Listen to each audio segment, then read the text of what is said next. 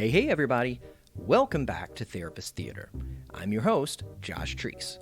I'm a practicing therapist in Music City, USA, and every week, a guest therapist, counselor, or social worker joins me in the theater to talk about a movie that we've seen and what relationships or mental health issues it highlights.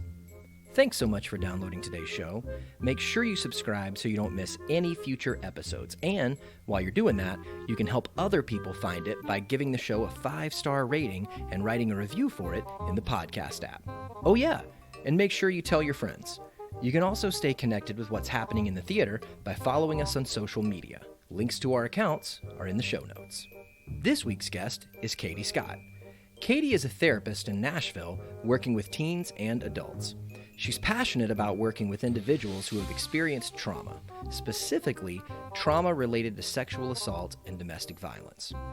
Let's get the show started, shall we? Dim the lights, raise the curtain, and start the previews. Welcome to the theater.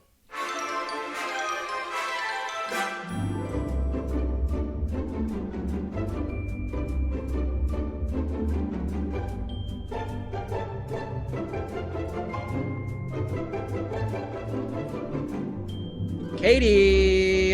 Hello. Hi. You're back! I am.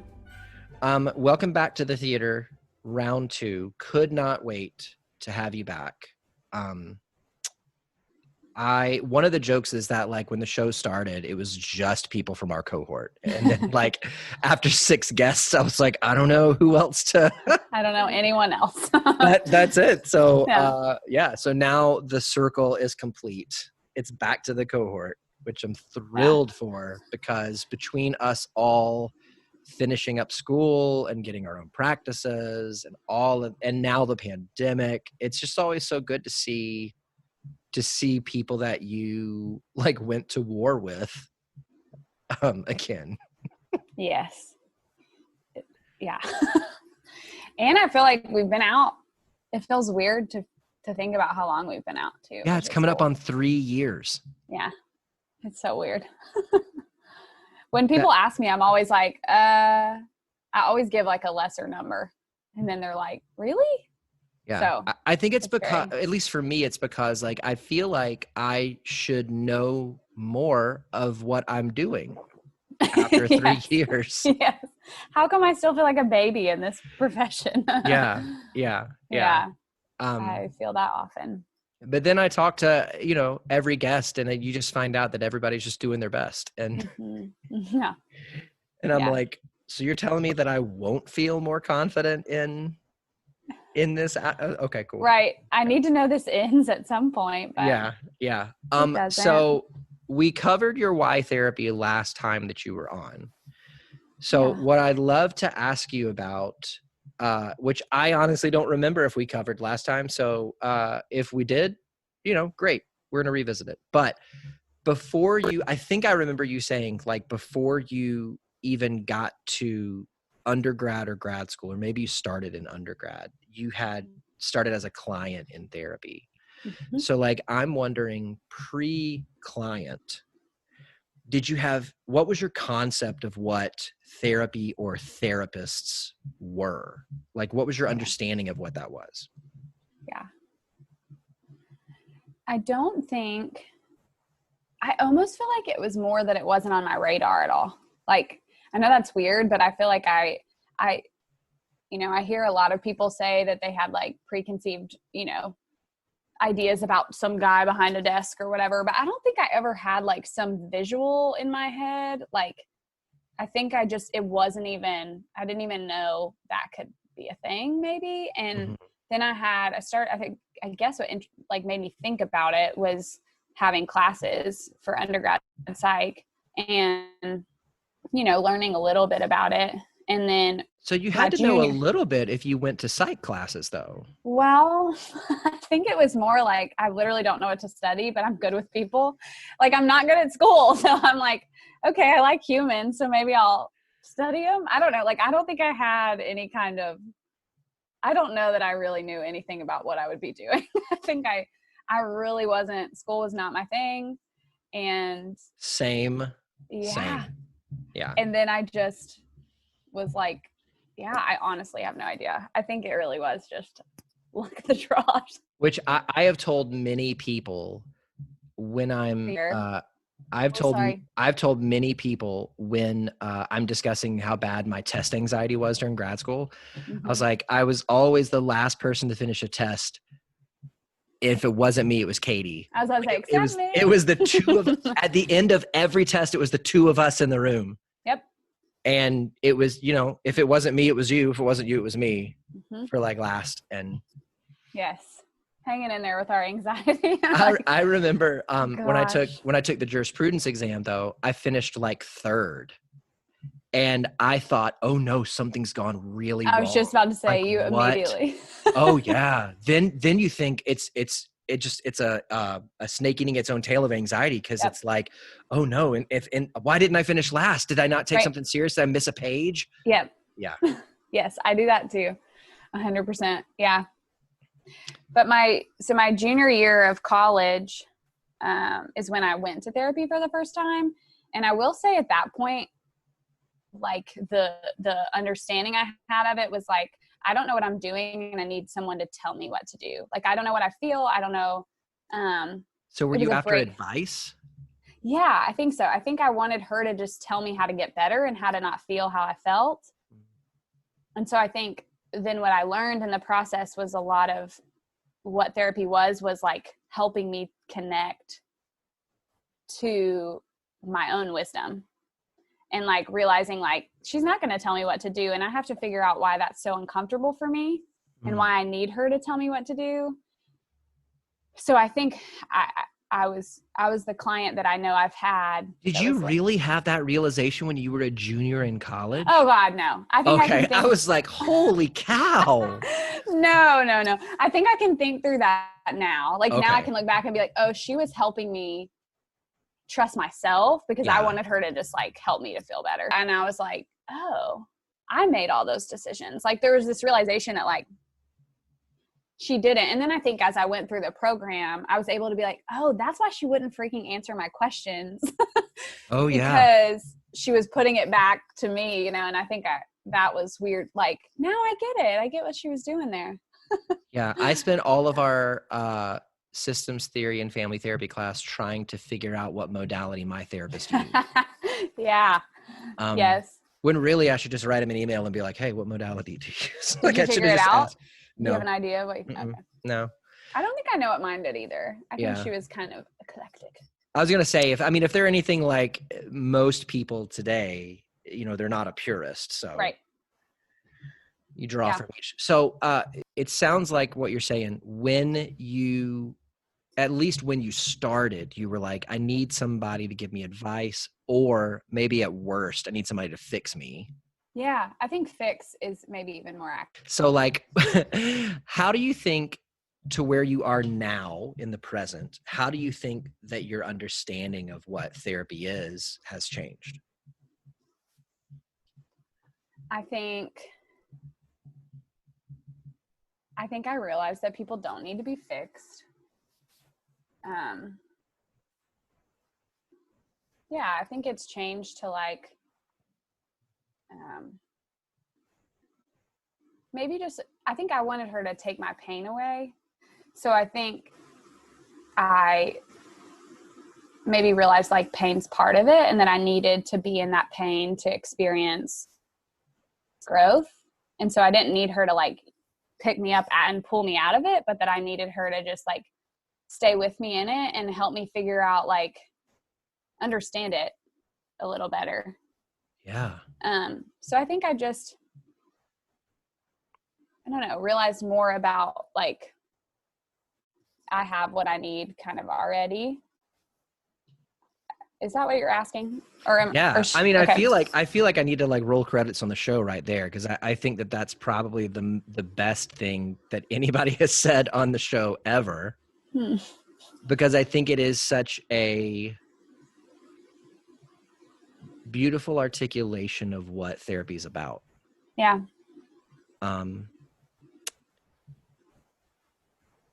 Because I remember when I showed up on the client's couch for the first time, it really was a like, I think I'm broken. and I need to get fixed. Yeah. And so do this for me. Talk a little bit about, because you said I found out like I wasn't, broken, or I didn't, Yeah. tell me a little bit more about that, because I think it's really easy for, especially first session, you're at like the height of the pain. So when you come into the intake and you got to tell the whole story, it feels like this is the worst. And I need this is the worst and I need a life raft or something like that. So if you're saying part of how your concept has changed and now you understand people are broken, what is that? Because some people think they are. So like, what does that mean that they're not? Yeah, I think that I realized, that's a really good question. And I think probably good for me to think through. I think,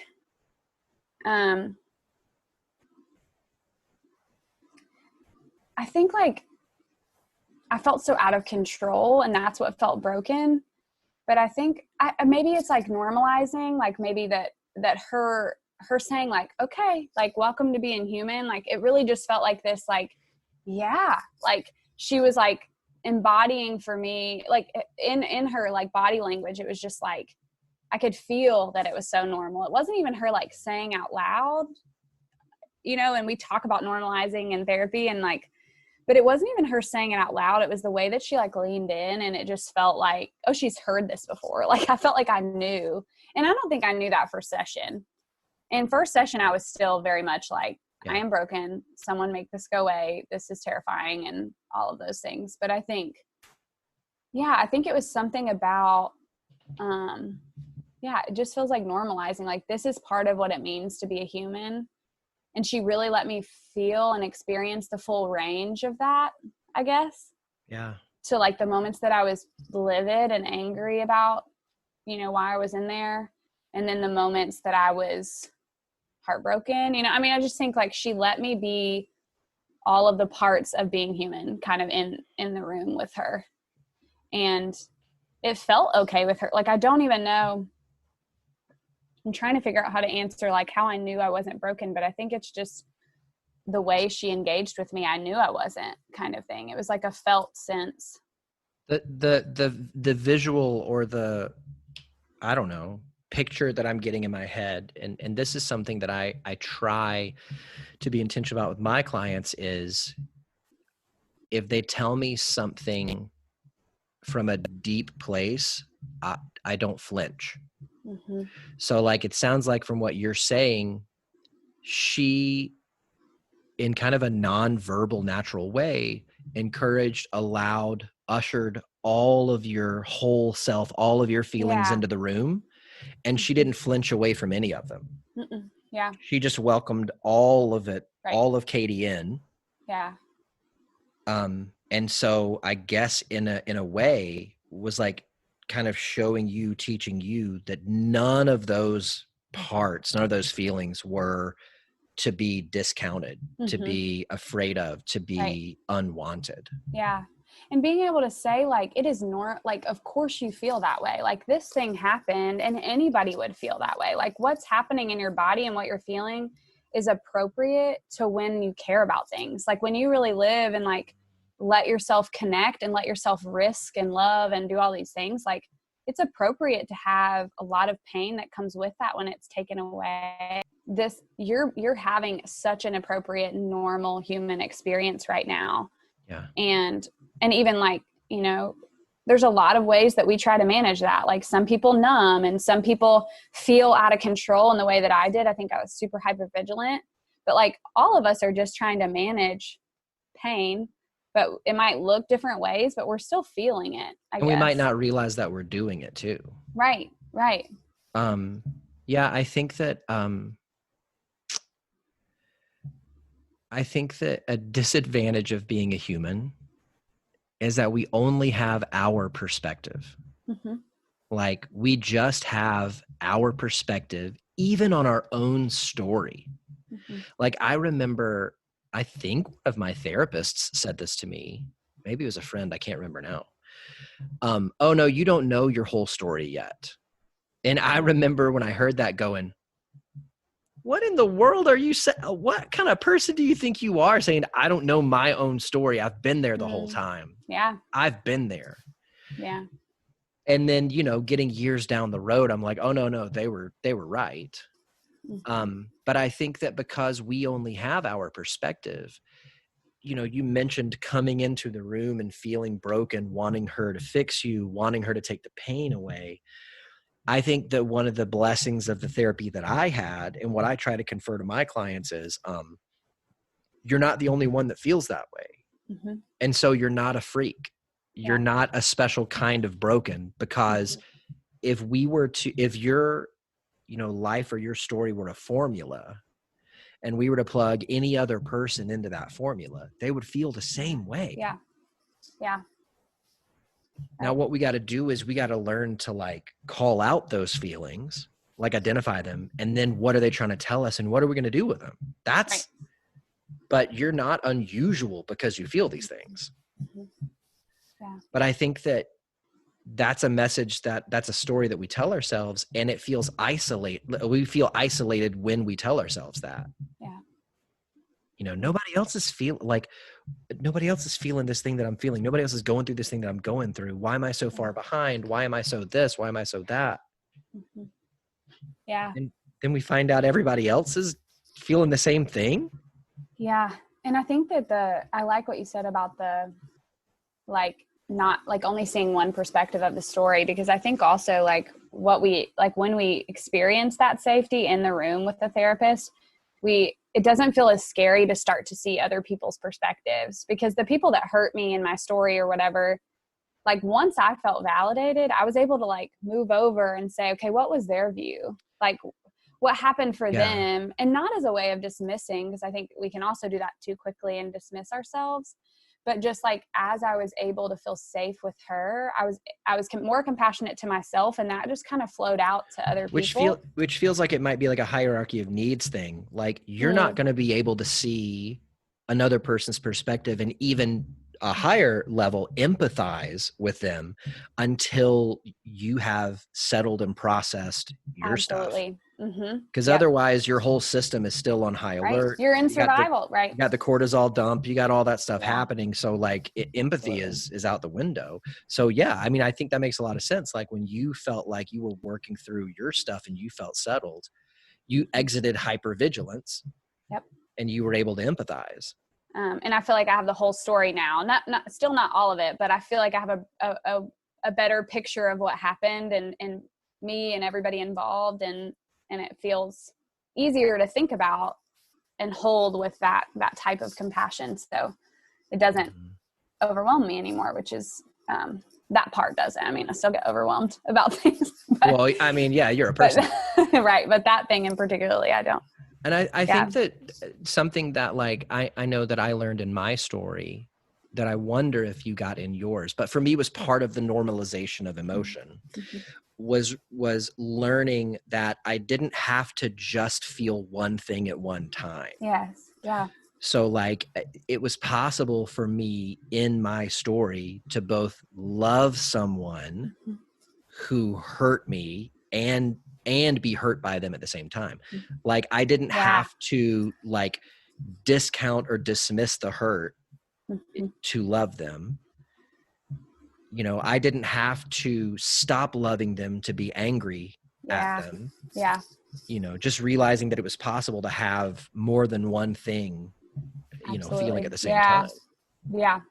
I think that's what I'm doing a lot of times in my own life and with my clients is the what does it look like to hold both of these things and let them both be true? And I think it's always hard to do that. We've been kind of taught, I feel like in culture a little bit to choose one, I don't know, even in sometimes how we're parented or how people respond to our feelings. You can learn that message pretty quickly. Yeah. No, that's good. And I know for me, even as a kid, and I don't remember when, I can't say this is where it started, but for me, it was, I don't think I would have said I don't get to have feelings, but I think a message that I had was everybody else's are more important than mine. Yeah. So then on top of like, oh, you know, you need to only have one feeling at a time. On top of all of that, it was, but make sure you let everybody else have theirs first. Mm-hmm. Mm-hmm. Yeah. So it sounds like your therapist did a great job at helping you feel like a person. Yeah. She did. So you moving from the couch to the chair, I'm wondering, well, A, did you think when you were on the client's couch, did you think what she was doing was like easy? I don't know. I don't know if I thought about it.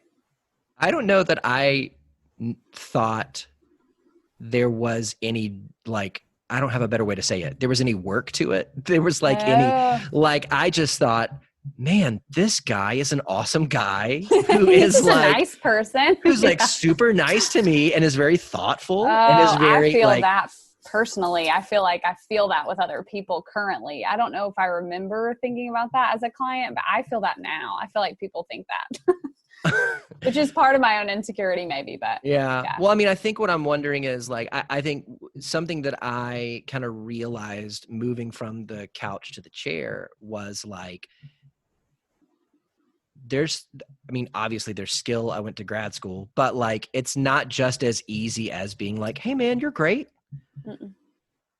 Like you got to kind of like, I mean, I think just really one of the toughest things is just being completely in the here and now so that whatever they bring, you know, not that you can respond to, because sometimes it's not even appropriate to like have a thing you can just throw out. Right. Sometimes it's more appropriate to just stop and be silent and let it hang, because that's where the magic will happen. Yep. Yeah. Yeah.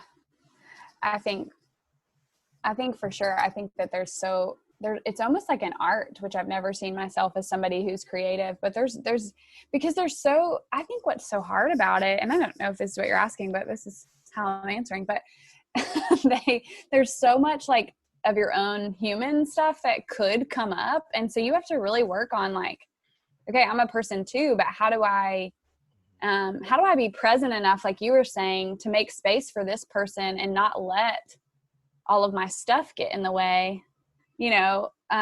We worked on that during school about like managing countertransference and all that kind of stuff. But I mean, it's still so like in the moment when you realize, oh, there's my thing. It's like poking its head up. It still catches you off guard to where you have to like, absolutely. Yeah. Yeah, it absolutely does. I think that there's been so many sessions that I've had to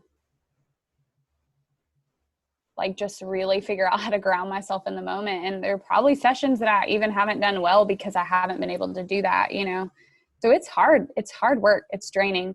I think something Amanda Greamy said to me once about, which was one of our professors, but she said, and this might've been an undergrad, I'm not sure, but she just shared like the reason it's so draining is because some of the same part of yourself that you use to do your job is the same that you use to be a wife or to be a friend or to be a parent or to be all of the things. Like it's such a human thing that it can feel so draining because, and also so life-giving and rewarding, but you're using the same like muscle in yourself that you use everywhere.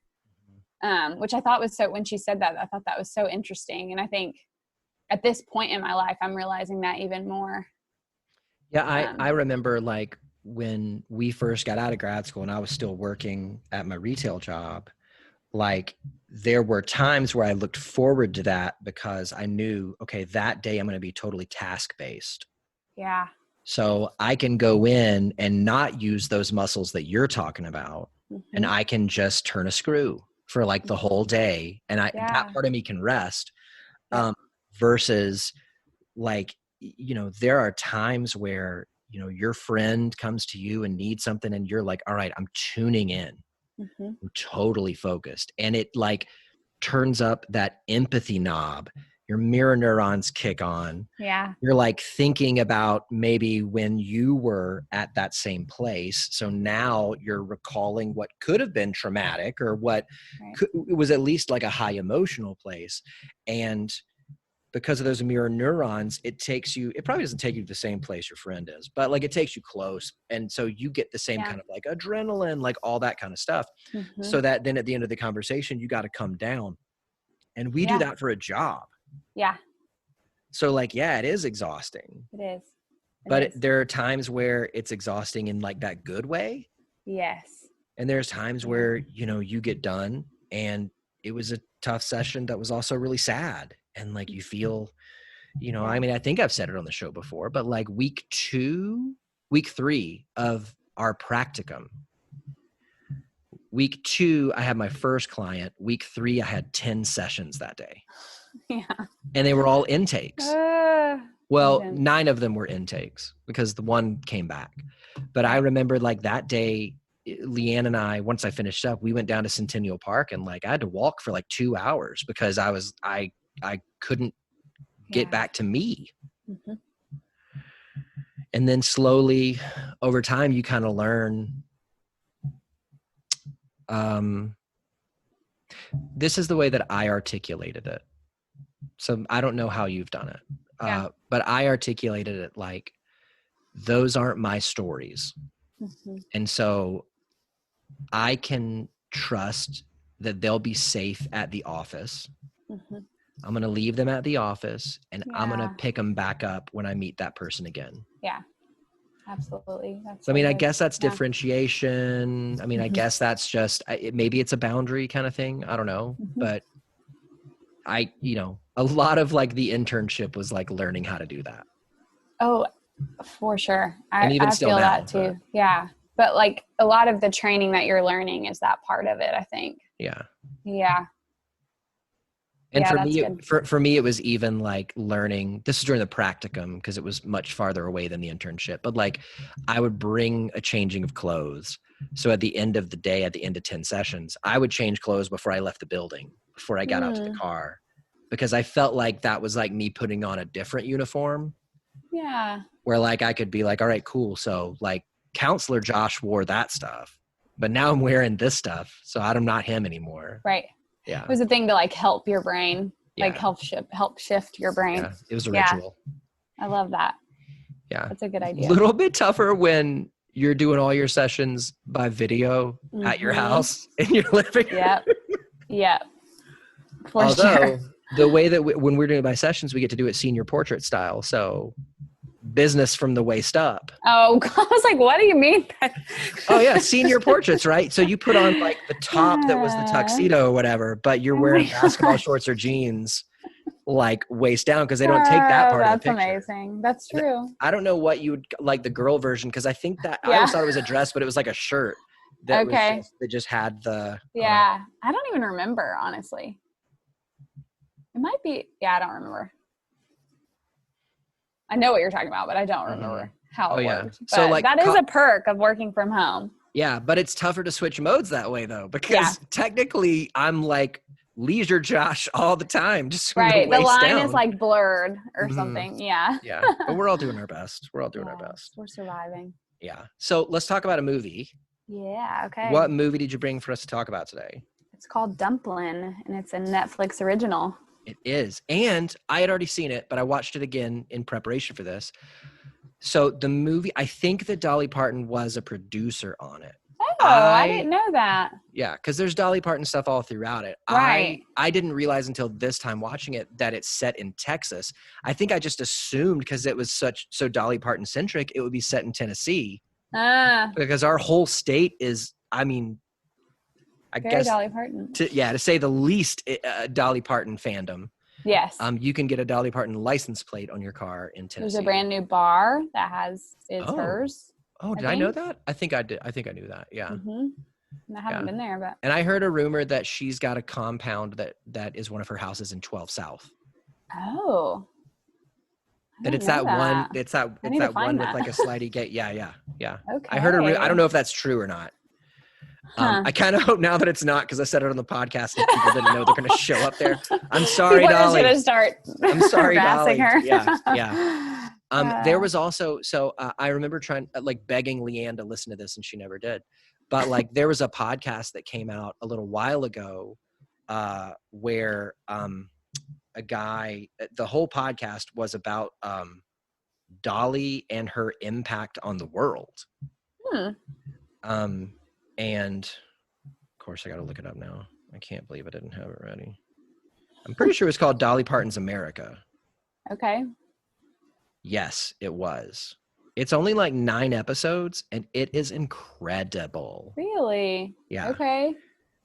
I mean, I've never heard of that. It's everything from like kind of tracing where she came from to also, I believe, they're interviewing a college professor who teaches a class on Dolly Parton. And I believe she called her a third wave feminist. Okay. Where like, I think first wave was like 50s or 60s, and it was like voting rights. And then second wave was like 80s. I might, listen, feminists out there, if I'm saying this wrong, please forgive me. I'm trying to recall this podcast.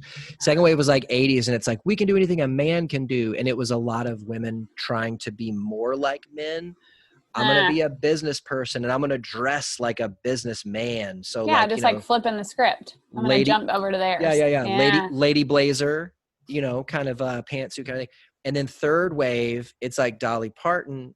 This is what the host, the college professor was saying, where she's got the crazy successful businesses. She's rich as all get out, but she dresses exactly how she wants. She leans way into the feminist thing. So it's like, I don't have to be like a man to be equal to a man. I can be exactly what I want to be and be better than any man. Right.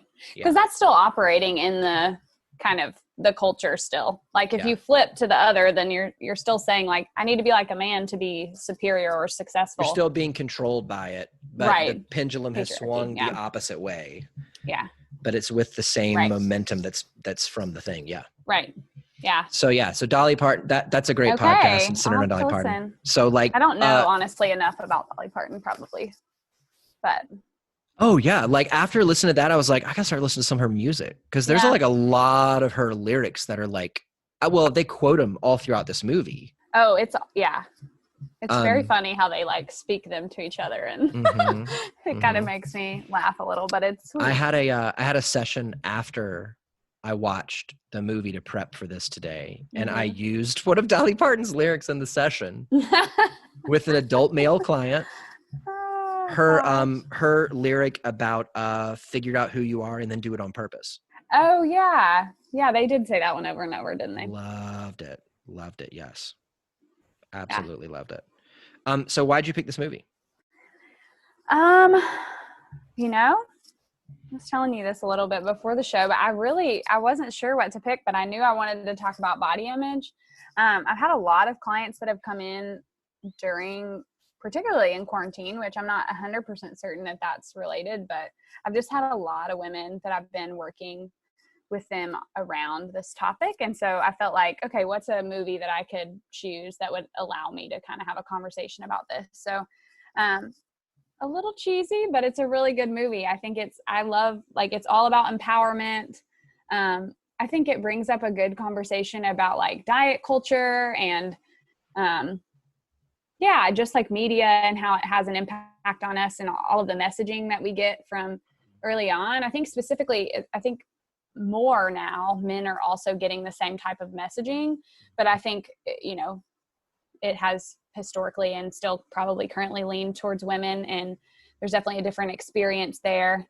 I think it brings up a good conversation about like what types of bodies are desired and like what types of bodies are good and not good. And so, I thought it would help me like to be able to talk about it a little. Yeah. So like basic outline for those that haven't seen it. The title Dumplin is a nickname given to the main character, Willa Dean, by her mom. Her mom was a former beauty queen Played by Jennifer Aniston. Played by Jennifer Aniston. Important. So like Miss Teenage something or other. So like not just former beauty queen, but like way back in the day. Yeah. She was a beauty queen. So this is not somebody that was like, I don't know, a beauty queen in her adult years. Right. Which Jennifer Aniston. True. I never even really thought about that. Yeah. So Jennifer Aniston. true. So I mean, she's clearly still beautiful, but like she's kind of holding on to this past glory, if you will. Well, and it alludes to the fact that she used to not be the size that she is currently. I don't think it alludes. I think she explicitly says it. Yeah. Yeah. So she's also operating out of this frantic kind of state you can see in the movie to maintain that ideal look. Yeah. So the movie opens up with Willa Dean talking about her aunt Lucy, who was her mom's sister. And then it kind of shows some times that they spent together during the first part. And you can just tell she like thought her Aunt Lucy hung the moon. Like she loved her, admired her, felt loved by her. And Aunt Lucy was crazy for Dolly Parton. Yes. And so Willa Dean loves Dolly Parton because Aunt Lucy loved Dolly Parton. Right.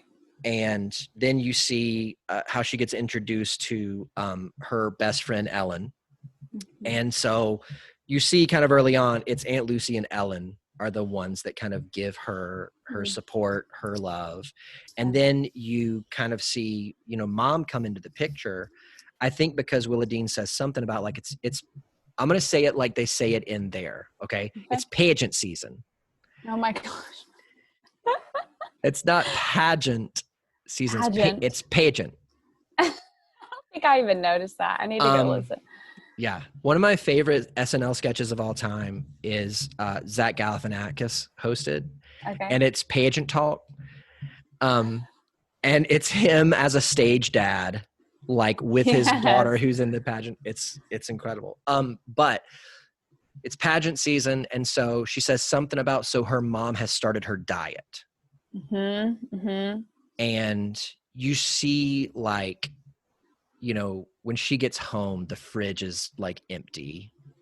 I think there's like a salad or something on one of the shelves. Yeah. Something like that. Yeah. And her mom's like in the living room doing Pilates, like all intense. Yeah.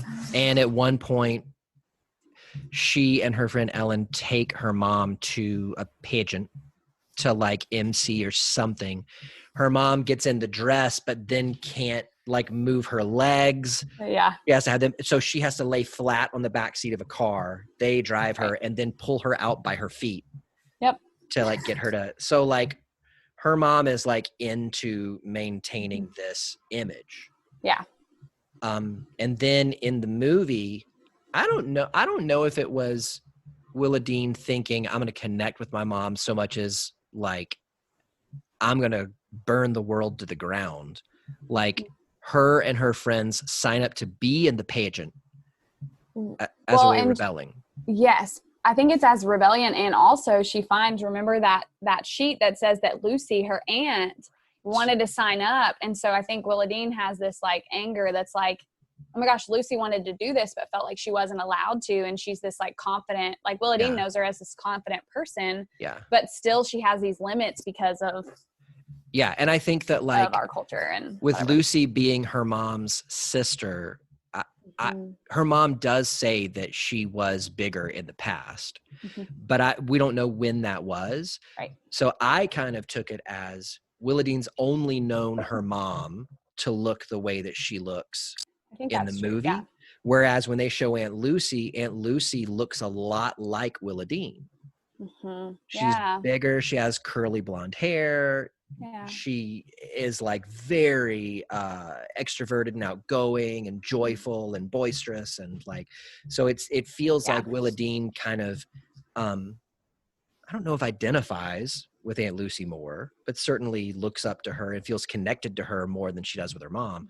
So when she finds this like application, I guess, to be in a pageant and finds out that Lucy never did it, you're right. I think that she's like, I'm going to do this for Lucy. Yeah, but it's still, I think, an act of rebellion. I think you're right with that too. Like they want to prove that. That's the frosting on the cake, is that she gets to also burn the world down. Right. Well, yeah. Yeah. Yeah. And then she has some other friends that join the rebellion. Mm-hmm. And they also like don't really fit the mold, Yeah. which is what's cool about it. And they're like, well, I'm going to do it because I can. Mm-hmm. Yeah. So what was it about this movie that like kind of got you, that hooked you in, made you want to talk about it?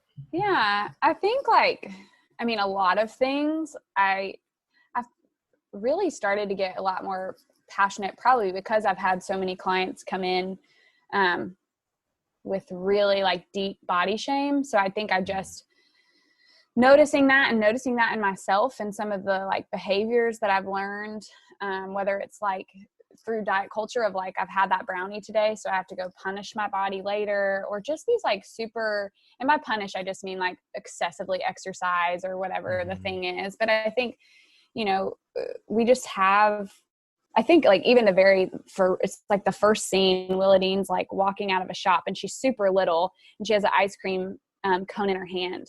And she walks out and then I think it's like some guys on a bike or something run by and they yell fatty and they whatever. And just how like thinking about how quickly we are like trained to know what bodies are ideal and what bodies will get us love.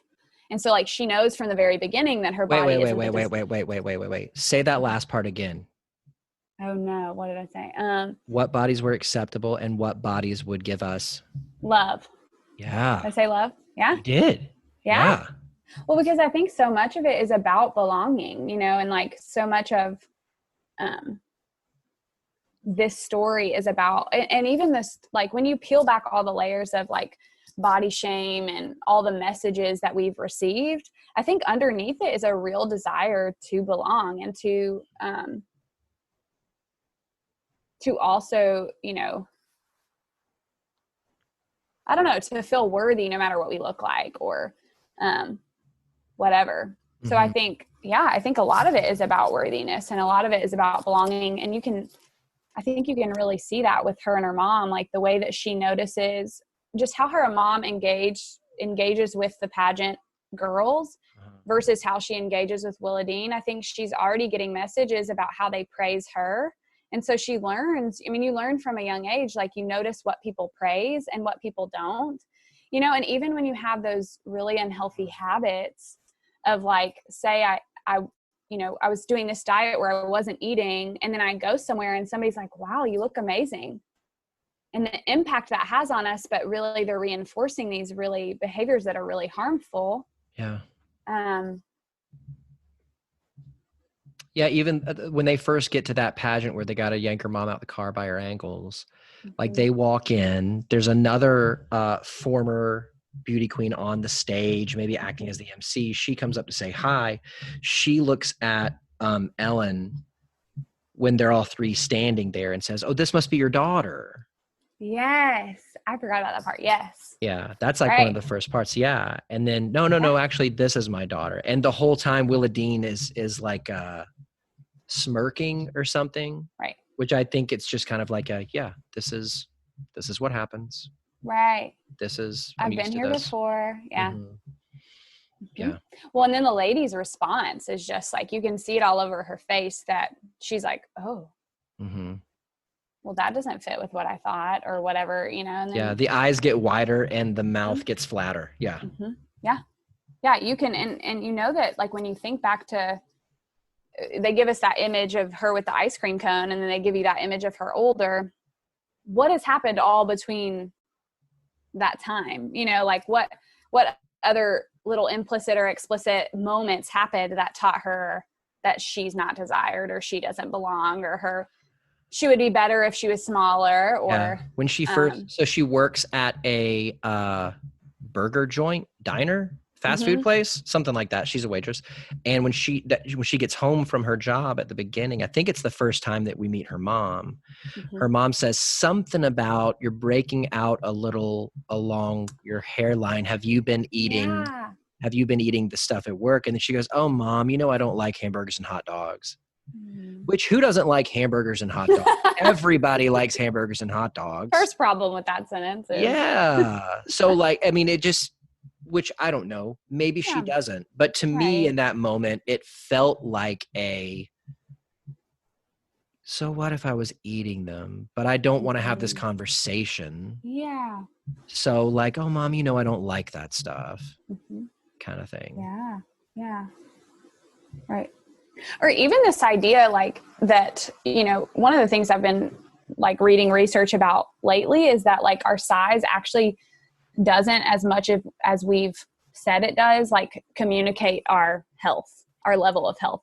So this assumption that because she looks the way that she looks, she must be eating all the greasy food at the diner. And it's like, we don't actually know that that's true. Yeah. But a lot of time there's this label put on people who have larger bodies. Yeah. That they must be being wildly unhealthy. Or like heart problems, diabetes. Right. Leanne has told me about something that she got introduced to through Priska, who is a former podcast guest as well. Health at Any Size. Yes. Haas. Yeah. Didn't know if you were going to go there or not. Yeah. So no, you're good. I mean, it's good. I don't know much about it, but it's a similar kind of pool of knowledge and understanding as what you were mentioning, where they've kind of found like, oh no, just because a person is in a bigger body doesn't mean that they automatically have heart problems. It doesn't mean that they automatically have, these other kind of stereotypical things that people think of when they think of bigger body. Well, and I think it's really our culture at large that's communicated that, because something that I've found that's been interesting in some of the just like readings that I've done is that also, and I've talked to my friend about this who's a PA, and one of the, like when a person comes in who is bigger, a doctor will even recommend a diet for them. And what we've seen in research is that diets don't actually help people. They just create disordered patterns and like fluctuation and all of these things. But because of our culture and because we've decided that this means this, even our doctors who know health are also recommending like, you should do this thing. And so I think it's interesting, and I'm curious to see the ways that will change. Yeah, it's an example of bias. Yeah. And I remember, I think that's what helped me to understand it, because as Leanne was kind of telling me all this stuff, I was kind of saying, well, yeah, but like, what if it would help the person to lose weight? And she was like, but that's not what I'm saying. What she was saying was that if a person in a bigger body shows up at a doctor's office and the doctor just takes one look at them and says, you need to lose weight, without running any tests, without like examining them, because, there's all these kind of tests where like, if you run it on a person and their heart's great and their blood sugar's great and their blood pressure's normal, why, like, you probably wouldn't say to them, yeah, you need to lose weight. Right. But just on kind of a visual examination, that's automatically where you go. And when she was saying it like that, I was like, oh, it's bias. That's what it is. Yeah. And I think if we really, like when we and as therapists, I think we do this, but we understand health as this like holistic thing. And so if I, as therapists, and I don't know what doctor's role necessarily would be in this, but we want people, like the goal for me working with somebody who is dealing with this would be to create behaviors that are based on an internal sense of worthiness, rather than this like trying to attain an ideal that our culture gave us that may not even be attainable for their bodies. And when I say like isn't attainable for any of our bodies, Yeah. And so like it creates this hypervigilance and this like preoccupation with just our physical body, when really we know that health is from the inside out. Like when my behaviors are chosen, it needs to be from a different place, basically, is what I'm saying. And so figure out who you are and do it on purpose. Yeah. I think I said this in the show last week, but when I was in high school, I remember articulating, I was trying on different identities like I would try on hats. And at the time I said, because I want to find out who I am. But in my adult years, I can look back and say, no, I wasn't trying to find out who I was. I was trying to find out what group I fit into so they could tell me who I am. And I think that this is a kind of similar thing to that, because you find or you learn a body type that is acceptable. And what we oh gosh, that's that line that you said, and what body types people will give us love. Right. What did you say? What was the line? Like, we're trying to figure out which bodies are lovable, and and how do I have a body that will get me love and belonging. Yeah. So we'll tell ourselves, all right, so if I can get that kind of body, I can get love. Right. Yeah. Which love is universally something that every human being desires. Yeah. Like, going back to what we were saying about normalization and stuff, like, if you want love, you got a bad case of being a person, because every single person wants it. And I think we all have conditions or templates, or however you want to say it, that we put on ourselves to say, well, if I can get or be or do this, then I can get love. Yep. Yeah. Yeah. Well, and what you just said makes me think, so and I can't remember the model, but there's like some sort of, it's kind of a model that people use for working with eating disorders, but I think, is for disordered eating as well. And I can't remember what it's called, tripartite or something like that. And it basically says that the way that we get our body image, like when we think about how we develop a body image, we're thinking about like our social context. And so what that includes is our media, our parents, and our peers, and like what they are saying, whether they're saying it out loud or it's just how they engage with us, that's shaping what we see about our bodies. And so I think it's super interesting, because then it makes me think about like, it just makes me think about so much. So like, there's a part that I know that I wanted to talk about that.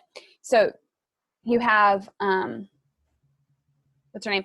Ellen and Willadine, and they're in the car, and they're in their little Jeep, and they're like singing, but Willadine is sharing how she just kissed Bo, and Bo had like started to like put, like move his hand and like be affectionate with her, which is so sweet. And then she said he touched a place on the small of her back. Yes. And she freaks out. She leaves. She's, and she's really enjoying herself at first, and she just shuts down. She's like, nope, I can't do it. So she's sharing that with Ellen, and Ellen says, and these are two very obviously differently shaped women. And Ellen says, like, yeah, like, Willadine, I've felt that before too. And I don't know what that is, but I sometimes feel really gross and all of the shame when Tim, her boyfriend, is also doing the same thing. And so they have this moment where they talk about that. And I think that is a big part of the conversation that like needs to be talked about. There can be this like, and it's a hard part of the conversation, but like, there's this, this narrative that there can be that is like women who are closer to the ideal, the like socially constructed ideal, don't understand and don't struggle with the same types of things, which I think in part is really true, because, in part, I think it's true. And Hillary McBride is somebody who I've learned a lot from, and she talks about this, and the way she says it is, but when we think about that conversation, we have to think about social hierarchy and where do we fall on that hierarchy. And so what she says is we have social power the closer we are to that ideal. And so that puts us higher up because we have power, because of power socially. Mm-hmm. The closer we are, privilege. Yes. Okay. Yeah. So there's parts of the conversation or things that people who are not as close to the ideal have to think about that maybe we don't have to think about.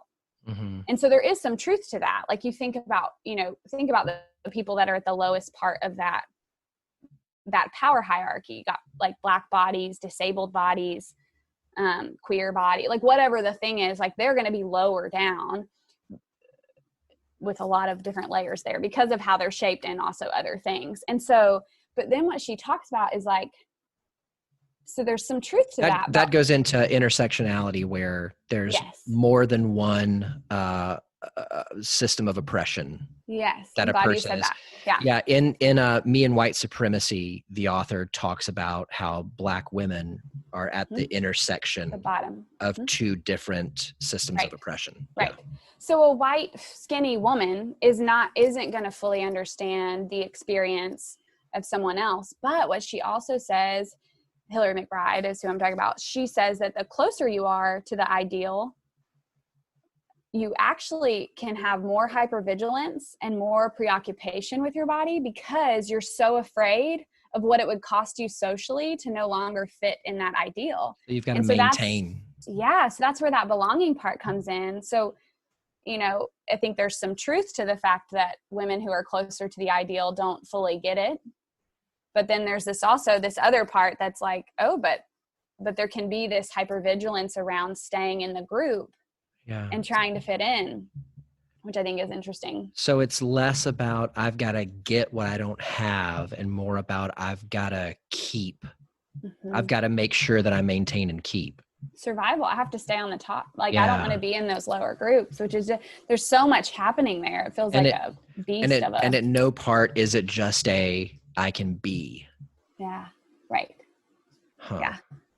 Yeah. That's a good, I'm glad you said it like that. Yeah. Mm-hmm. Yeah. I could imagine, maybe she did. I don't remember Willa Dean saying to Ellen something along the lines of like, you know, you don't get to feel like that because of how you look. Yeah. Mm-hmm. And I think that happens a lot. And so that's why that model felt so helpful for me. Cause it's like, there's some truth to that. Like there's some truth to that, you know, it's a totally different experience, but there's still very similar experiences at the same time. Yeah. So you mentioned earlier, like maybe having some guys that would deal with something mm-hmm. like this before. And I can't help but think about how, you know, men were probably the ones who dictated this ideal body image for women. Yep. Yeah. And how now, you know, a little taste of our own medicine, I suppose, where, and I don't think it's gone the other way. I don't think women have said, here's the ideal. Right. We're going to put that stencil out there. So make sure you match that. I think it might just be, you know, I want to say masculinity, like that's a form of humanity, but it's an adjective and I don't think it's a noun, but like, you know, men kind of getting a taste of, oh man, we constructed this system. Yeah. And the system got away from us. Mm-hmm. And now the system has come for us. Yeah. Yeah. Which I don't think I want to be really careful and not make it sound like I'm equating it, because I'm not. It's nowhere near what women have experienced. Right. I think there's a deeper rooted, you know, patriarchy is this deeper rooted system that teaches women that like the way that you are worthy is based on the approval of others. And that could be, you know, by being small in terms of your voice. It's not, you know, your body image is about a lot of things of like, I have to shrink so that you can feel good. But I do think the research shows that like significantly more men are dealing with body image issues. And I'm sure a lot of that is due to some media and things like that. So I think you're right. I think that there's I think the difference is though that women for most of modern history have been objectified. Absolutely. Objectified in order to be consumed. Mm-hmm. And I think even if there is like an ideal for a man's body now, it's not with the purpose of commodification of making it a product. Right. Yeah. And so I think that's just a significant difference. Mm-hmm. Yeah. You know? Right. No, I think that's spot on. And I think it's an important distinction to make because it is different. There's definitely a different experience there. And that's not to invalidate any men who feel that pressure and who have that. It's just to say, it's similar, but not the same. Right. Well, it's just like there's a history of oppression of women. And so there's all these, there's history there, I think. Yeah. Yeah. So what else okay, let me ask you about this. So I encountered a new idea this week that I saved because I wanted to ask you about it. Ooh, I mean, I have heard for years now about body positivity. Mm-hmm. This week was the first time I have encountered this term, body neutrality. Oh. Yeah. Have you like seen or read anything about that? Not much. I think I want to say where did you see that? Because I feel like Instagram. I think I just recently saw potentially that maybe it was the same thing, but I don't think I know enough about it to speak about it. But I feel like, oh, well, maybe not. I don't know. He's I'll send showing it it to to you. me. Yeah, I'll send it to you. Yeah. Um, I don't know. I don't think that I know enough to talk about it, but well, let me read a little bit off the post, because okay. as I read it, I was like, I don't know if this is a new thing or Mm-hmm. I don't know, but I mean, so it says, body neutrality is an alternative philosophy to body positivity. The body neutrality movement recognizes that body positivity is not always achievable and that loving the way you Mm-hmm. look is not as easy as it may seem. The goal of body neutrality is to normalize looking at your body from a neutral and realistic place and accepting Yeah. it for the good it does for you rather than how it looks. It focuses on celebrating achievements rather than appearance and accepting your body simply because it exists. Mm. Yeah. Yeah. I think I've heard that concept and less the language around it, which I think is a helpful, because I do think there's some, I think I've even said that to clients before of like, is there a way that you could practice honoring and noticing the gifts your body gives you without, loving every part of your body? And like, maybe even when you don't feel it, is there a way that you could practice that sense of like, okay, I have this body that does a lot for me. So I think that's really good. I know that at one point, Leanne and I were having a conversation and we were talking about like when we have kids, how do we want to like talk about this with the kids? Yeah. And because my wife is a genius, It's true. she was like, what if we took the approach of saying, kind of instead of talking about exercise, but still talking about the importance of moving our body, she said, Uh-huh. what if we went about it and said, look at these cool things your body can do. Oh Yeah. my gosh, your body can do a cartwheel. Oh my Look how it gosh, can move. your Yeah. body can run from, here to Mm-hmm. there. Like you can get places fast. And oh my Yeah. gosh, you can do like just that kind of thing. And like Yeah. praising the amazingness, I'm gonna make up a word, Yeah. of the motion and the movement that your body can, instead of Mm-hmm. hey, do these exercises to be accepted by society. Yeah. I love that. I love Yeah, that a lot. I think that even though language, I've said this a few times recently, like the word move versus exercise just feels better already. It feels a lot more like inclusive. Like yeah, you don't have, I like to move it. and like you could dance. There's all these like, move is just a broader word than like exercise. Like there's all of these Yeah. things that you could do within that are good Exercise for has a you. connotation that's like attached to it now. Uh-huh. It does. Yeah. Yeah. There's this, what you just shared made me think, and oh man, it was so meaningful for me in the moment. I remember I was at some event and there were these like, all these like little bitty kids. I mean, they were like under 5 for sure, all of them. And they're like running around in the side at this event. Like nobody, which I loved this too, at the event, nobody was like controlling them. They're just like, yeah, go do whatever you need to do. It's like a And feral herd of kids, just yeah, and kind they're of just, like yeah, it's like messy hair, like food on their face, just like running around. And there was this big gold mirror, like floor length mirror. And I swear to you, like these kids just kept going up to it and lifting up their shirts and like patting their bellies. And they were just like giggling and like look, and like, the other little kid will like look at the other kid's belly and like poke. And they were just like, there was so much like joy and like and I'm sure I've seen that before, but there was this like moment, meanwhile, all these adults over here are doing all these like really restricted, like look professional things, and I was like, man, like there was a point in our lives that we were like that, like that we were so free yeah. from all of the messages that the world gives us that were like keeps us from being ourselves and from moving our bodies in ways that feel free. And I was just like, man, like when do we Huh. lose that? And why do we have to Yeah. lose that? I remember when I was in elementary school, uh, being out on the playground during recess, and there wasn't anybody in our class that was like looked down upon. Like everybody played with everybody. Yeah. And I remember the moment, it was in 6th grade. We'd all gone to middle school because this was in South Carolina. We didn't have junior highs, which is just 7th and 8th. We had middle school, 6, 7, 8. And I remember these kids that I had played with and had gone to my birthday party at the skating rink. Thank you. Yes. Even the though best birthday spot. I could never skate at all. I can go forward, could not stop. I had to run into the side to stop. Didn't know how to stop. All you're doing is the cha-cha slide out there. Yeah, well, no. Well, this was pre-cha-cha. This was just this was electric. This was electric dance. Electric slide territory. Yeah. Okay. My bad.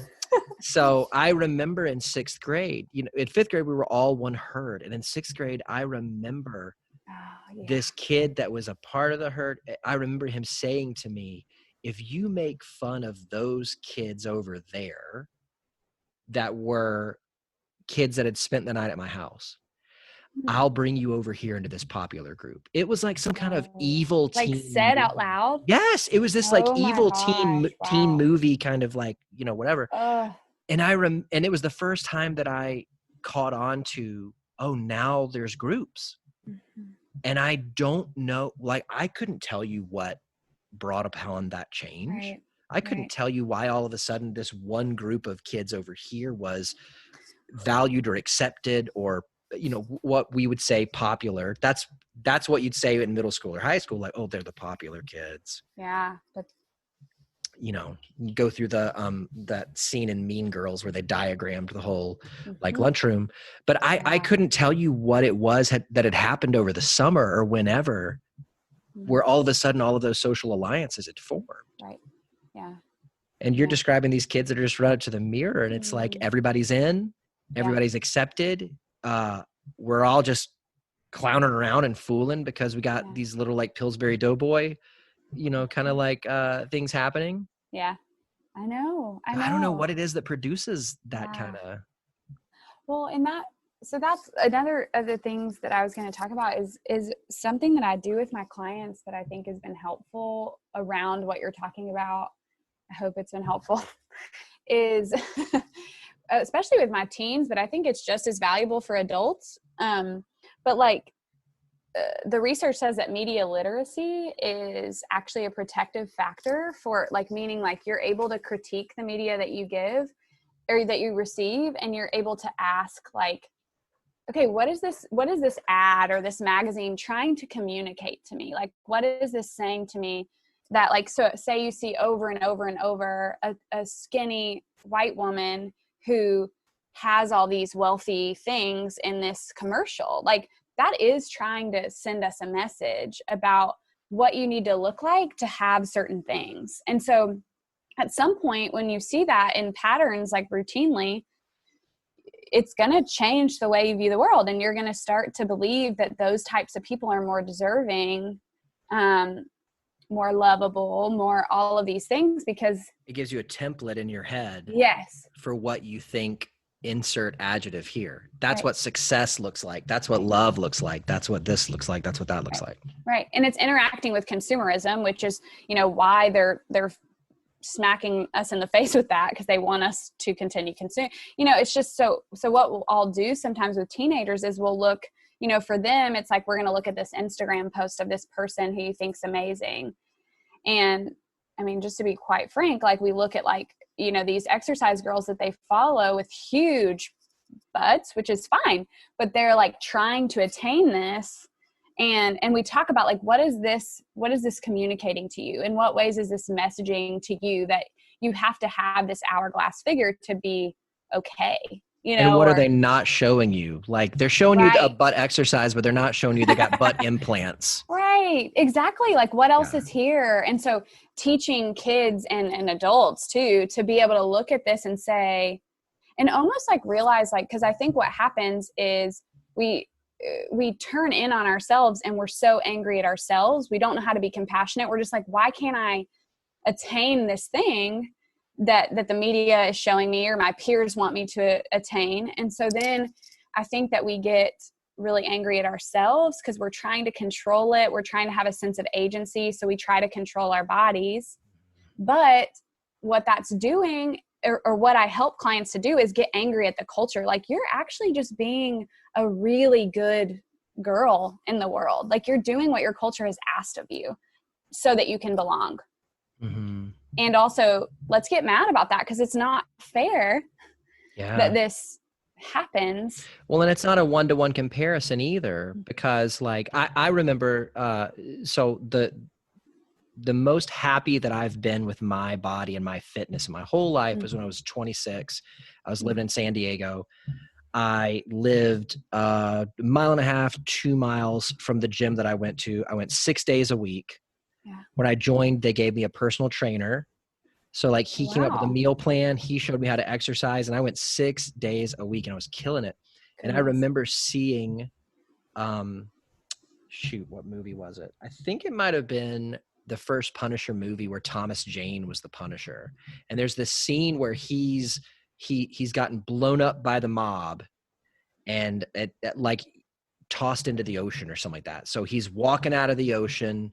This is like the hero's born kind of scene, you know, and he's just absolutely ripped. Like most guys will go, you know, Brad Pitt in Fight Club. Like that's where most guys will go. Like that's what, but I remember like Thomas Jane, like that's what. And I remember like trying to turn it up in the gym and like consume more protein, do all this stuff. And I could not only could I not get there, I couldn't get there adjacent. Like I couldn't get in the same state as there. I was not a member of the same species as there. And then I remember seeing this YouTube video or something of how he got there. And it was the studio hired a professional trainer who would go and work him out 7 days a week for 3 or 4 hours a day.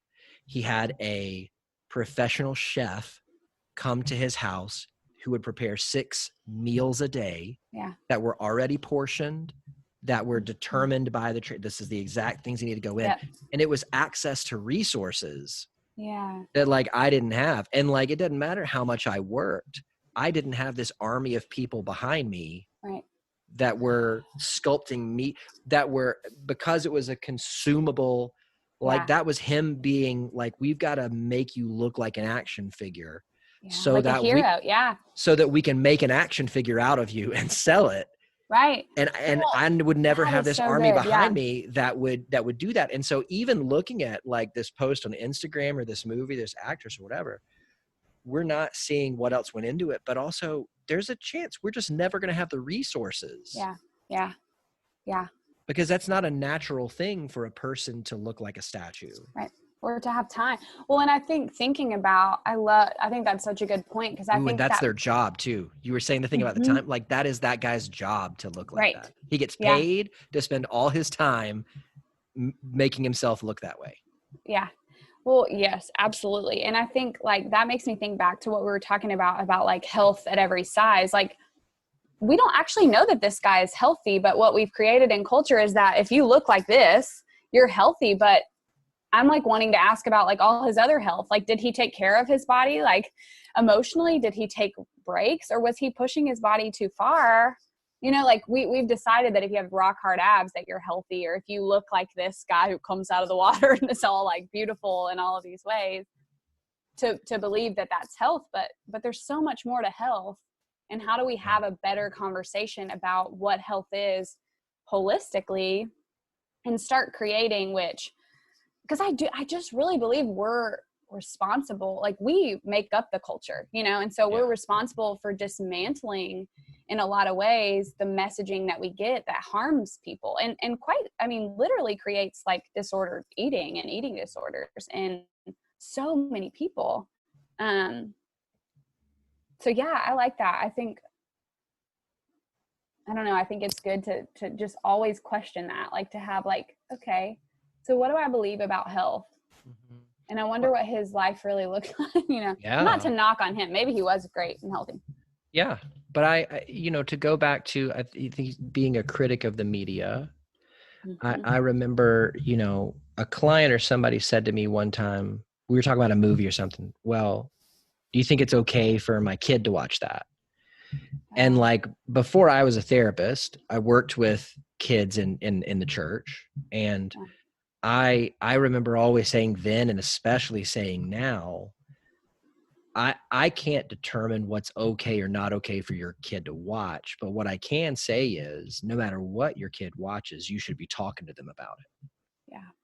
Because developmentally, a kid up until right around the time they hit puberty really only thinks concretely. They don't really think in an abstract way. So they can't get to the place of examining abstract concepts. Yeah. Or a lot of times, understanding, imagining a different perspective than their own. Like, and so I would say whether your kid's watching, a Disney movie or whether you're letting your kid watch Saving Private Ryan, Right. like, you don't want to turn your kid loose, like let them watch it and then just like, okay, it's been downloaded into your head. Now just go out in the world and get them. Yes. You want to help them. And that's not me advocating for you to let your kid watch an R-rated movie, but that's just to say that like the answer is always talk to your kid about it. Mm-hmm. Hey, what did you see in this movie? Yeah. What did this movie make you think about people? Yeah. Did this movie make you think certain people are okay and certain ones aren't? Mm-hmm. And one of my favorite books in the entire world is this book called The Film Club. Okay. And it was written by this guy who was a movie critic for a newspaper in Canada. I want to say Toronto. But he and his wife were divorced. He lived in an apartment. His wife lived in a house with their son. And it was becoming very evident that his son was not going to graduate high school. Like, school was not his thing. He just wasn't going to make it happen. So the author made a deal with his wife. And so he presented it to the son and he said, here's the deal. I'll let you drop out of school. He and his wife switched places to live. So she moved into the apartment. He moved into the house. He said, I'll let you drop out of school. I'll let you live rent-free without a job. But you have to watch 4 movies a week with me. I get to pick the movies and we have to talk about them after. We have to have, maybe he said a time, like 2-hour conversation after. I don't know. Right. But he said, so you have to do that every week, 4 movies, and no drugs or alcohol, period, or the deal's off. And so then the book would go over some of, because I'm sure not all, but some of the movies he picked, and then why he picked them in the conversation that they had afterwards. Yeah. And it just made me think like, oh man, so it's just this engaging with story, engaging with life, using movies to do that. Yeah. And it's one of my favorite books ever. I remember seeing it on a clearance shelf at Borders one time and buying like all the copies they had because they were down to like $2 and I gave them out. Oh yeah, I loved it. Yeah. But it's the same kind of thing where like whatever it is that your kid's watching, talk to them about it. Like, because they're not going to be able to critically sort through the commercial messages that they're getting. And you can help them do that. Yeah. And just thinking through like, okay, who's not included here? Like when I walk in my life in a normal setting, which is a whole nother story if you segregate your kids, but when I'm walking into my life and like, does this actually represent what I see on a daily basis? You know, or just like I think it's so healthy for kids to be able to critique what they see, because I think right now, so many of us, not just kids, but all of us are kind of just like taking it in and not even having the skill of saying, wait, what's this saying to me? And is it something I want to choose to believe and to live from or not? Like, if you don't teach your kid how to think, for sure the media will. Yeah. So like, who do you want to let? Who do you want to let do that? Is there anything else from the movie that you want to touch on?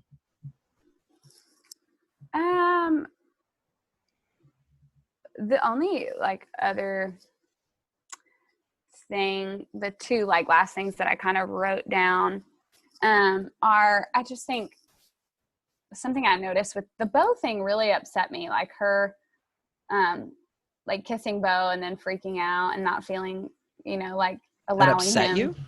It just bummed me out. Maybe upset is not the right word. Like it was just like, dang, because I think what I realized in that moment is when we spend all of our time, and I experience this as a woman too, like when we spend all of our time, and I think we've been trained to do this, but we focus so much of our attention on our bodies and on what we look like, that there's so many other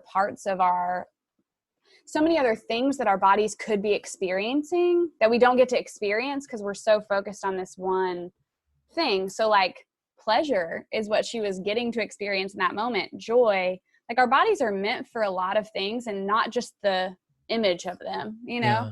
And so I think that a lot of women, it takes up so much space in our mind, constantly evaluating, what did I eat today? What do I need to do? Because just like this constant preoccupation with how I look and what that means about who I am, that there's so many things I think that we miss out on. I mean, I think about Jennifer Aniston. She says at one point in the movie, like, that she says, I didn't get to know Lucy, and I'm not saying all of that is because which was her sister. Yeah. So not all of that was maybe because she was focused on weight, but I do think a lot of it was focused on image. Like she put all of her identity and all of her worth into an image. And so then it's like, it's kind of like seeping into our value system, like these messages are, and we don't even know what we value anymore. And so I think why it upset me is like, man, I've spent so much of my life focusing on my body and how I can be more desirable by other people because I have a certain body. And I could have spent so much time working on, and a lot of feminist thought is that was intentional to keep us from, it's a way of holding you down, growing ourselves in all these other areas and becoming who we're supposed to be and all of this, so, and I feel that. I feel like I think and grieve about the time that I've wasted and that I probably will continue to have to work through, maybe not wasted, but just that I've spent like thinking about this thing, just thinking about my image when I could have spent it on things that I'm passionate about, on experiencing like she could have just let herself enjoy that moment with embracing Bo. your whole person instead of just your body, right? Like, oh, I have to limit myself here, I can't experience this because I'm thinking about how disgusting I feel, or and I think that really intervenes with so many women's experiences of being in the world. And I just think there's so much more to being a person and being a body, and so much more our bodies like can do, like dancing in front of a mirror and like, loving our bodies and just thinking it's cool that they can do all these things like Leanne said. And like, so I think I just realized like in a different way maybe, but like I really got that moment. Like I was like, ugh, yeah, like it limits you. I think There's a part of me, and I think that this is like a fear-based like kind of part of me, because I find that anytime I swing my pendulum towards control, it's because of fear. But like there's a part of me that wants to say, I wish that everyone could get to the place where they don't ever think about their bodies. Yeah. But I don't think that's the answer either. Neither. I think it's like recognizing you as a whole person. Yeah. Your body's a part of that. Yeah. Your soul, your spirit's a part of that. Your mind is a part of that. Your personality is a part of that. Your relationships are part of that.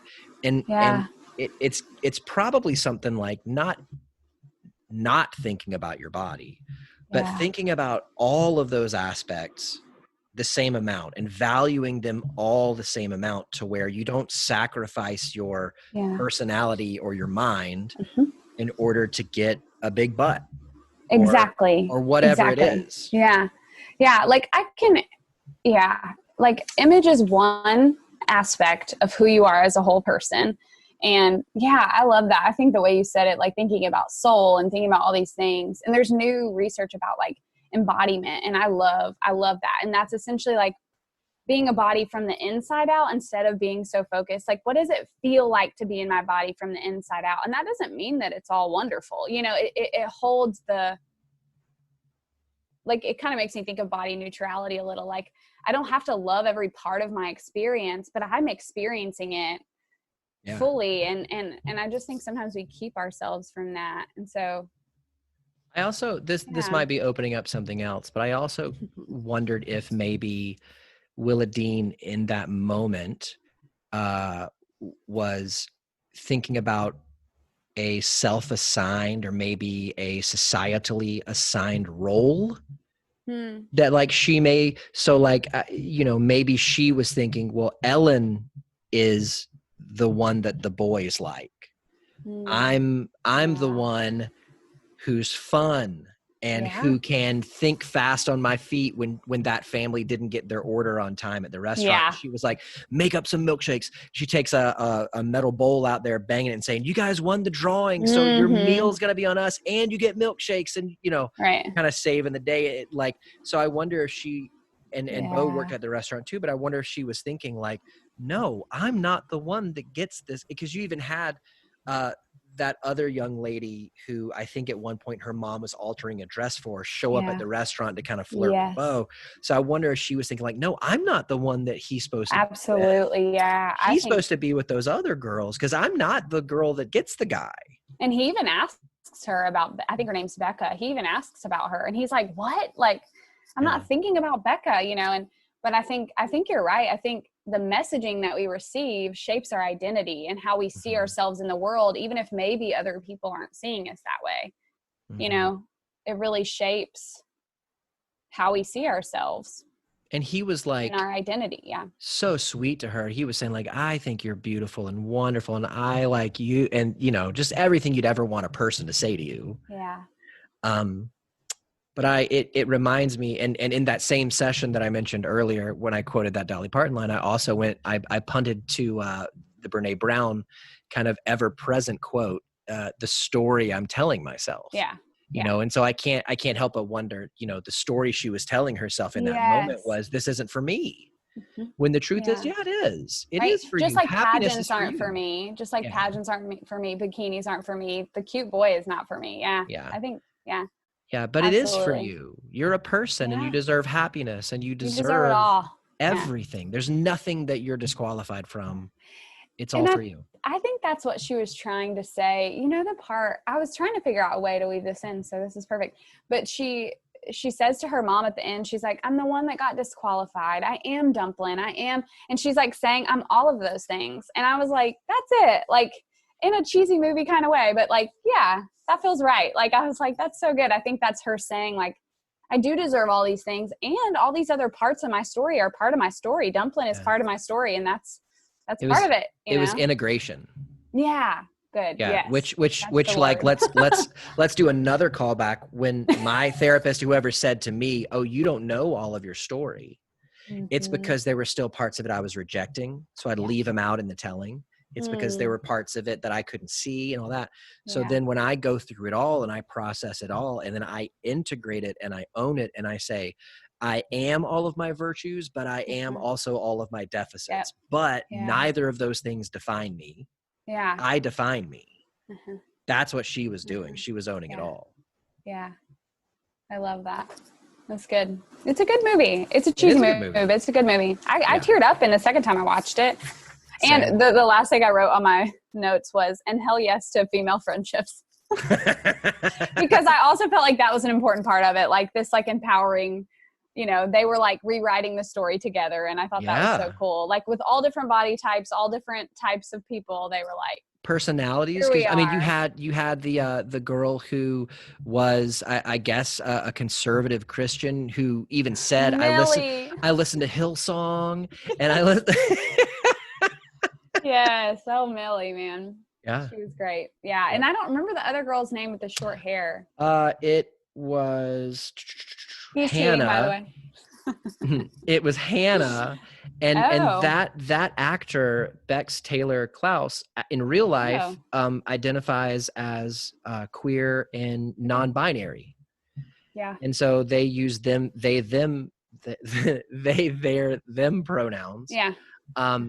And so I thought it was interesting because I think in the movie that character identified as a girl. Yeah. But I don't remember now that I'm saying it. But it was interesting because you had this collective of the four girls that were so different, but all were together and celebrating each other. Mission. And I think it was cool that the drag queens, like people who maybe like would be not respected in a lot of circles. Like they were the ones that led them to the rebellion and like carried them there, and were able to like embody this sense of like, do your own thing, like wear whatever you want to wear, sing how you want to, like they really let them embrace themselves. And like, I thought that was really a cool part of it. They were the ultimate example of self-acceptance, which I think became part of the catalyst that moved these characters forward. Have you ever seen the movie To Wong Fu, Thanks for Everything, Julie Newmar? No. It's also on Netflix. We covered it on the show, but it's Patrick Swayze, Wesley Snipes, and John Leguizamo, and they are drag queens that are going from like New York to LA. Their car breaks down in a really tiny town. Okay. And so then the movie is them encountering the townsfolk who are all like conservative and all that, and winning them over in this beautiful, beautiful, beautiful movie. I when I was sitting at the tire place to get a tire yesterday, I found this article that I saved, and it was an interview with a person who used to be a writer on Seth Meyers' late night show, but now she's getting her own late night show. Cool. Amber Ruffin, but she has this line at the end of the article that I thought was so profound, and it reminded me of that project that we did in grad school on gender identity. Yeah. And how during that, like I remember gathering these stories of people discovering or forming their gender identity, and talking about how if it seems like this is all happening more now, it's because more stories are being told. Yeah. And in this article, she says toward the end, once you see it, you can be it. And it kind of reminds me of their engagement with this group of drag queens in the movie, who the only reason they were able to do that is because her Aunt Lucy used to go there. So they knew her. And then when they saw Dumplin, they were like, oh, you look just like her. Yeah. You look just like her. Yeah. But it was them being able to see people fully embracing themselves. And if you've never encountered, like I believe with my whole heart, we have stories written on the inside of ourselves. But if we've never seen a story like that outside of ourselves, we can't fully see the one inside. And so by them seeing and encountering and being in relationship with these people that were okay with, not just okay with who they are, but like happy and glad and joyous about who they were, it allowed them to go, oh, I can be that about me too. Yeah.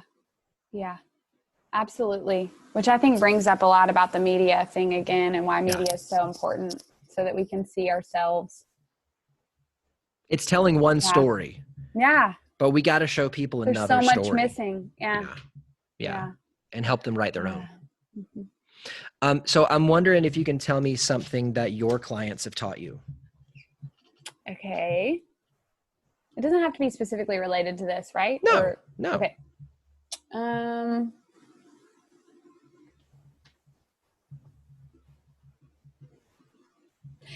I think there's some like mirroring that's happened. So like during quarantine, whatever, and some of my friends, if they listen to this, will know this, but I think I realized like I am not vulnerable, like, but I think that I'm vulnerable because I'm open and I'm a therapist and I can cry, and I cry a lot, and I can tell you a lot of things about me, but I don't really invite people into my mess very often. Like I don't, like when I'm in it and I'm really upset and really sad and like don't have the answers or some like way to tie a bow around it, I don't let people in.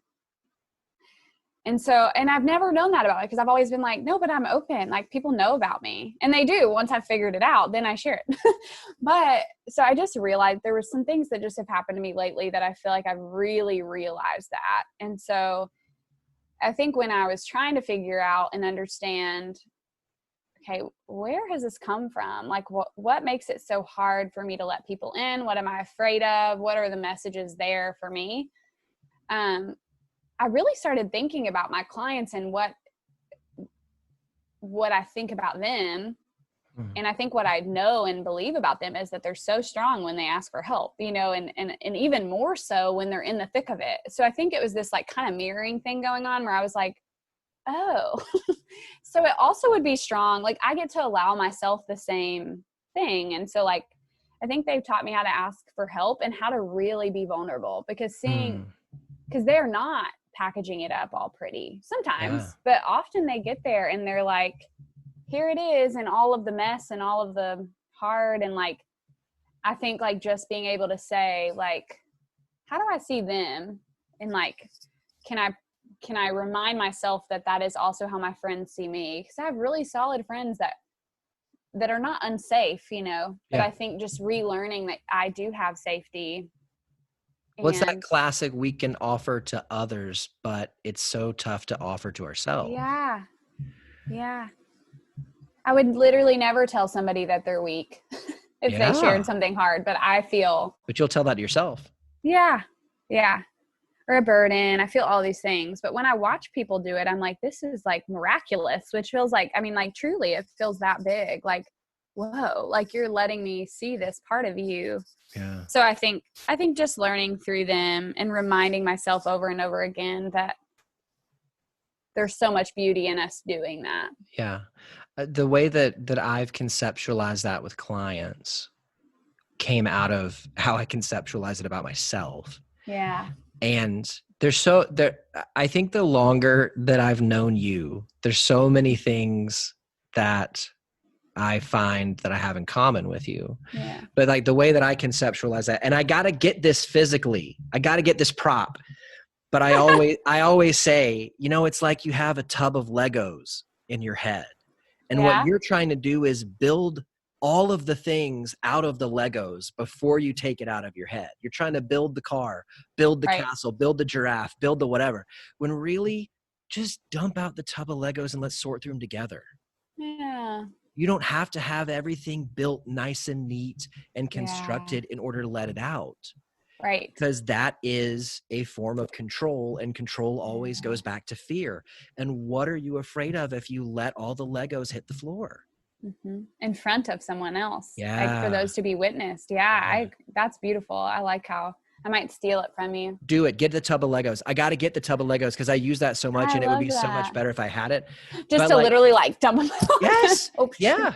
Because, you know, sometimes with clients, I mean, I've got a ton of like fidgets in my office, but like sometimes with clients, it helps if they have something to do with their hands. So if they want to sort through the Legos, like go ahead and do it. Yeah. But I mean, I know for me, you know, something that I have always fought against is I've always thought I've got to give people the message that comes out of the mess, but not the mess. Yes. Like I've got to learn from it and articulate it before I tell people about it. Yes. Which literally just made me think of church testimonials. So I just needed to say that. I'm like, is that what I'm doing? Like trying to like give my testimony in some lesser. I mean, but I think at least on my end, what that is if I bring them the message and not the mess, I control it. Yeah. Because I'm afraid if I show people the mess that they won't love the real me, because the real me's messy. Mm-hmm. But the truth is I have empirical evidence over and over and over and over again in my life that people love the mess because they love me. Yeah. Yeah. And I don't have to build all of those Lego models before I let them out of my head. It's safe for me to dump the Legos and ask and allow other people to sort through them with me. Mm-hmm. Yeah. So that's the leg. I don't know where I got the Legos from, but the Legos is. I like that. Yeah. So tell me something that you're doing to take care of yourself. Yeah. We were joking about this before because I was like, nothing, but I'm doing a lot better. So I want to honor that. I do typically struggle with this part, but I mean, for starters, I have a nephew, shout out to Amos. And he, like every second that I'm with him, I think I'm just like way more present. I love his cookies. His what? His cookies, they're totally famous. Oh, Famous Amy. I was like, what cookies did I give you? Don't pretend Yes. like they weren't in the vending machine at your high school. Literally, they were. But literally everybody has brought like Famous Amos things to like all of his showers and all of his cookies, all of his, what are those called? His birthday. He's a blessed kid. Yeah. I mean, we don't eat them all. We have to get rid of them because I would like binge eat them because they're so good. And they're so little. They're like, just pop them right in. But he has been really good for me because I think that he helps me just like to be in the present moment. And I've laughed more with him than I probably have laughed in a long time. I think his curiosity is really healing for me too. Like the way that he just like, he's just constantly thinking about the world. And like, how old? So he's only 1, but he literally stays. My nephew is 1. Yeah. It's a fun age, but he literally stays with his finger just pointing at everything. And he's like, ooh, like, and he just like examines it all. Like he's just such a little, like, he just loves the world and he's so like wide-eyed and excited about it. And so I think he helps me to just I think I can take things too seriously all the time and get a little too in my head. And he helps me to just like kind of be a little free and like silly. And I do weird things. He makes me do the craziest things. It's a perspective shift. I mean, I think what you're saying is true. Like when you're around a kid, especially a kid you love, then it does give you the chance to see the world differently because they don't have all of the filters and lenses that we have had forcefully installed on us. Yeah.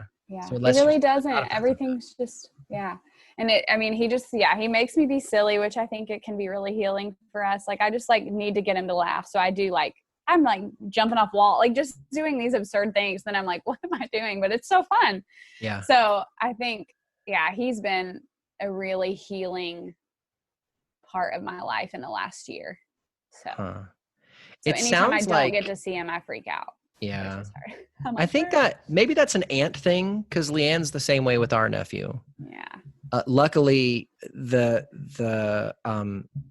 detox that she goes through with our nephew, all of that love and affection gets poured out upon our dog. Oh. So I don't know if he thinks that's lucky because I do think there's times where he's just like, all right, guys, I get it. You love me. Back up. Yeah. Give me some space.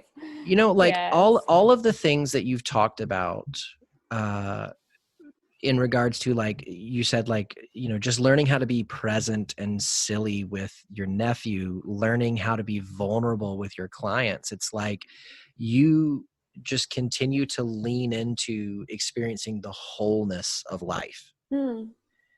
And I think that that's so incredible. And I can't help but feel just a little bit like jealous because like of the age that you are and knowing you're like 6 years ahead of when I first started doing that. And I don't, you know, I don't regret like any, because I know that every step that I took got me exactly to where I am. And so like, if I go back and I change one thing, like in the butterfly effect, all of a sudden I'm not married to Leanne, or I don't live in Nashville, or whatever it is. Yeah. You know? But I think that, you know, I look back and I just think, man, you know, to have been a whole person earlier would have been really cool. And so, I mean, Thank you for saying that though. Yeah, I think it's really admirable. And I think that it's really even vulnerable just to say that you're on that journey. So I think that's a big deal. Thank you. Yeah. So let's say that somebody who's listening to the show today, and rightfully so, they think Katie's amazing. I want to be her client. How do they get a hold of you? KatieScottTherapy.com is my website. They can also email me at katie.scott.therapy. It's got 3 T's, gets a little confusing, at gmail.com. And then I am in the process of I have an Instagram, but I have not started posting because I'm behind on that. But I do have it. Do you want it? Say it. Yeah, sure. Okay. That would require me to know. You're looking it up. I know.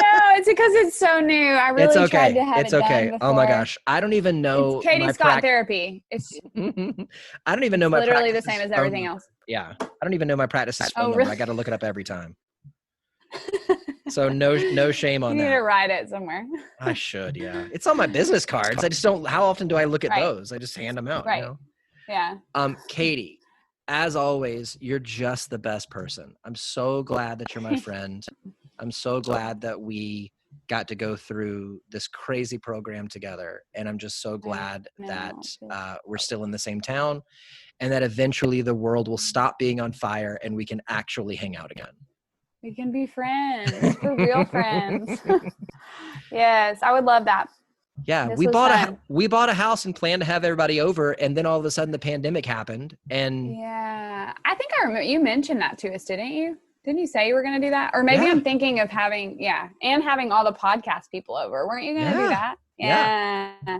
We need to figure that out. Oh my gosh, we need to wait till things are normal, but then we should. Well, thank you so much. I cannot wait for round 3.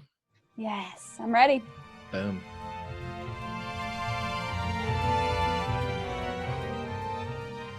Thanks so much for joining me this week in the theater. I'll make sure I save a seat for you and a friend next week. Let's raise the lights, lower the curtain, and say that for this week, the theater is closed.